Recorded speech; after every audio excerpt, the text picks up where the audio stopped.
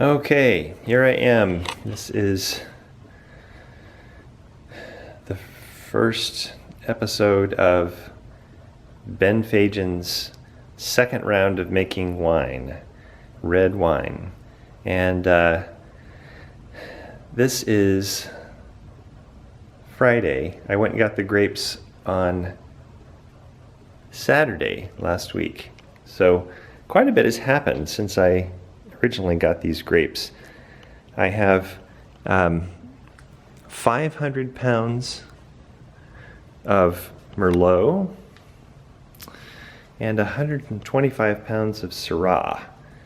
I got them from Chandler Reach Vineyard in Benton City, Washington. I am covering up the must with this blanket in order to keep fruit flies out, stuff like that. So I'll put it back on when I'm done for this morning. But what I'm going to do now is I'm going to press down the grapes. They call it punch down. I'm punching down the grapes.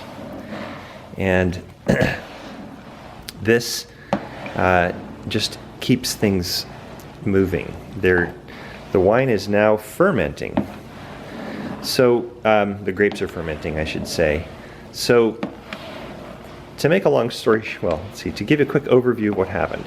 Saturday we drove out to Chandler Reach Vineyard in a Suburban with a trailer.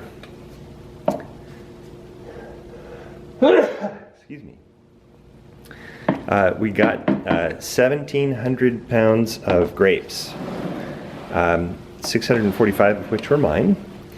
We brought them back and we took them to the home of another winemaker who's part of the Portland Winemakers Club, and we destemmed and crushed them. We used this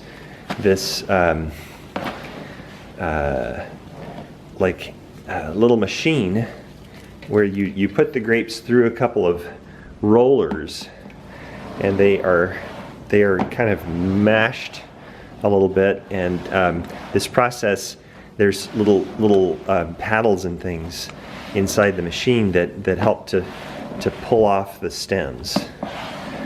So we destemmed and crushed the grapes. The grapes then ended up in buckets, and we transferred them into these larger containers. What came out was more juice and broken up grapes and a lot fewer stems. So after we crushed the grapes, I brought them home. I eventually got them into the right containers because they were in smaller containers before. So I wanted to have them in these large containers where there would be a lot of surface area across the top as they were going through primary fermentation. And so now they've just been basically sitting in these tubs for a number of days since Sunday morning. Anyway, so right after I got them into these tubs, my next task was to put yeast in them. So I created a mixture of yeast and water. I heated the water to 105 degrees. Then I heated the water to 105 degrees. After that,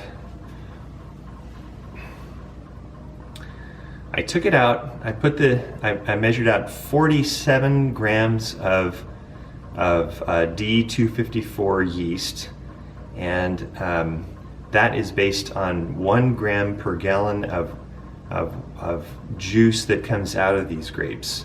And we're figuring that I'll end up with about 44 gallons of wine at the end of this. Then eventually there will be some sediment that's taken out, and in the end I'll probably end up with closer to 42 gallons. But so the yeast, what I did with that was I put the 44 grams of yeast into this about a quarter cup of 104 degrees distilled water, which I microwaved. I then waited for the yeast to sort of settle into the water and I waited for the temperature to drop a bit. Then I put in, it dropped just about 10 degrees, and I put in just a small amount of juice from the Merlot in order to sort of acclimate the yeast to the juice that it was going to be added to. Then I separated the yeast and water mixture into 4 containers, one for each of these buckets of wine of grapes. Then I supposed to wait for the yeast to get down to the same temperature as the wine, as the must, which is this mixture of grapes and juice. But instead I got impatient and I waited until the yeast mixture got down to about 84 degrees. And then I just sprinkled it around the top of each of the buckets, and then just let it sit there. So my friend told me what I needed to do was to just give the yeast time to just start acting.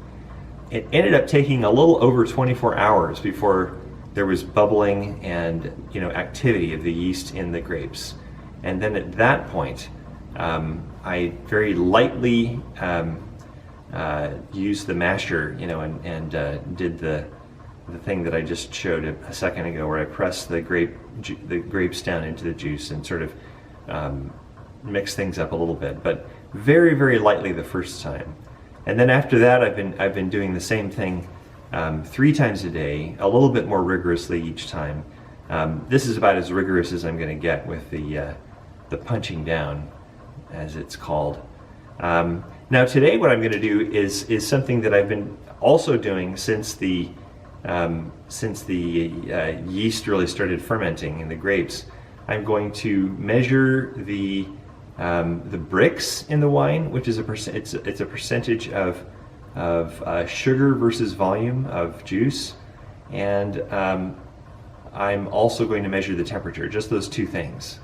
So the idea is that eventually we want the Brix to drop down into the negative numbers. Right now it's probably in the low 20s. I'm not quite sure what the unit actually is, but it's termed Brix, B-R-I-X.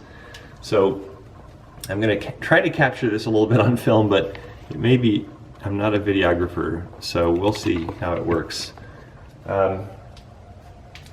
Let's see. So the first thing I'm going to do is I'm going to take this device, I'm going to fill it with juice, and then I'm going to drop this thing into it.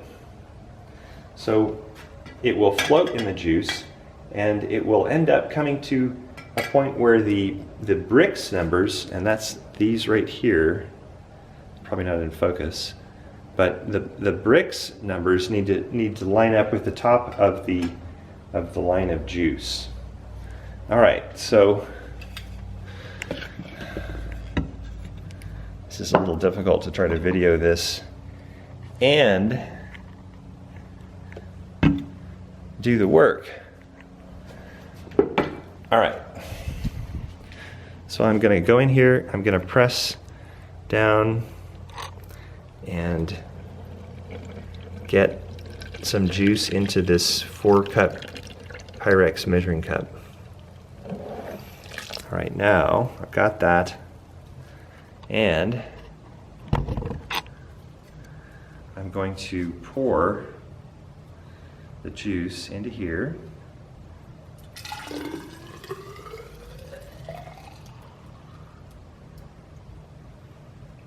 See how foamy it is? I don't know why it's being so foamy. I think the foaminess is due to the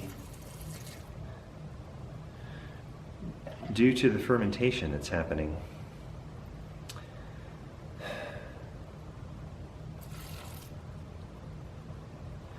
So what I'm going to do is I'm going to let it settle just a little bit.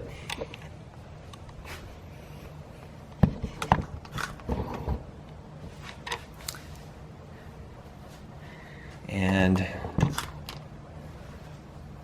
I'm going to go ahead and put this in there. I just want to get the bubbles to settle down. Okay, it's kind of settling down quite a bit. So what I'll do now is just take a look and see where the bricks are. There's the brick scale.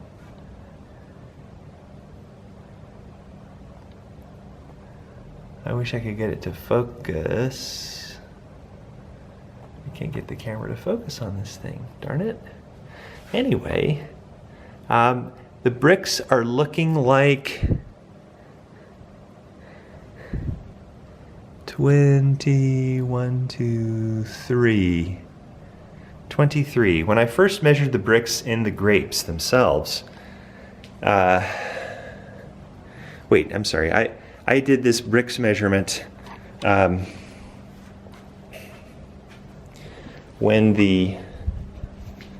before I'd put the yeast in, and it came out to about 26. Next thing I'm going to do is measure the temperature of the must.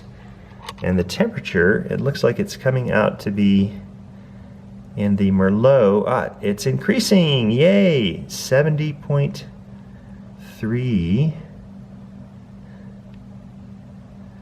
Looks like it's 70.3 in the Merlot, awesome. And Syrah's been a little bit higher. Yeah, 71.72. 72.3. Awesome. 72.5. So we definitely have primary fermentation kicking into gear. So there you have it. That's where I am at this point. I'm going to continue this process for a few weeks, and it will just be a few weeks, and then at that point I'll go ahead and press the grapes. So I'll video that as well. But so this is my second time making wine. Last year I made I bought 80 pounds of grapes, and I made 2 cases of Sangiovese, and it turned out really well. I was walked through the process by this mentor, a dear friend of mine named Don Robinson, and Don has been making wine for about 20 years. He basically held my hand and sort of dragged me along and said, now do this, now do that. He measured everything, and it was a little bit overwhelming, but I really got a feel for the whole process. And then this year I'm doing it really much more on my own and with a much larger volume. So Don is consulting with me as much as he's able and interested in doing so, quite a bit. But he came over once, and he and I have been texting. I've been sending him pictures and measurements and things like that. So anyway, so there you have it. There's the first